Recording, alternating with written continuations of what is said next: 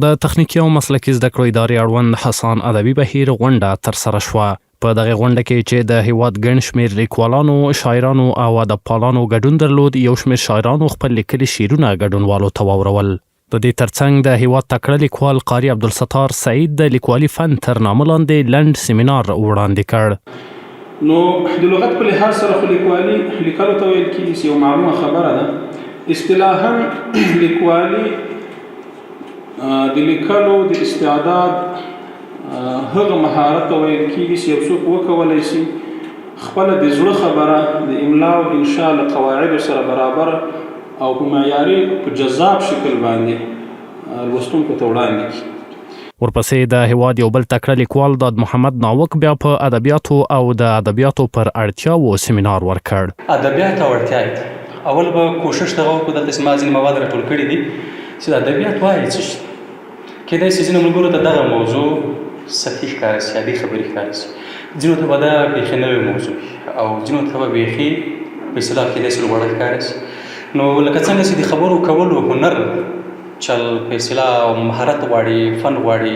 ورته مهال شاعر او لیکوال مولوي امان الله مستغفر وویل چې د پښتو ژبې لپاره یې نوي پرمختګونه کړي او ژر به یې تر خلکو هم ورسوي. د پښتو ټول افعال موږ په نه افعالو کې هغه راټول کړي دي، راجمع کړي مو دي. په دغه نه کاڼو باندې موږ ټول د پښتو بهرونه که لنډ رکني دي که اوږد رکني دي دا به ټوله موږ تلو.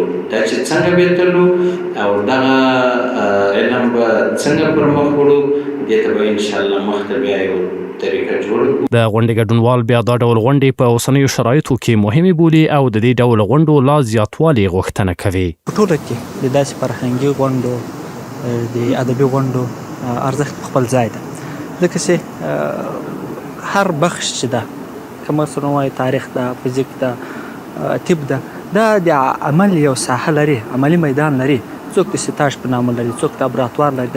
د دې غونډو خو ډېره اړتیا لیدل کېږي ځکه که موږ داسې فکر وکړو لیکوالان او شاعران زیات لرو، البته شاعران بیا له لیکوالانو هم زیات لرو، خو موږ یوازې د افغان ادبي بهیر په نوم یو بهیر لرو چې وخت نه وخت پکې غونډې کېږي او جلسې پکې کېږي او یو داسې ادبي بهیر ته بل ته هم اړتیا وه، بل ته هم اړتیا ده، بل ته هم ده. حسان ادبي بهیر د تخنیکي او مسلکي زده کړو ادارې تر چتر لاندې فعالیت کوي چې د مسؤلینو په وینا یې د ژبې او ادبپالانو د پیاوړتیا په موخه رامنځته شوی او وړاندې تر دې هم ورته غونډې جوړې کړې دي.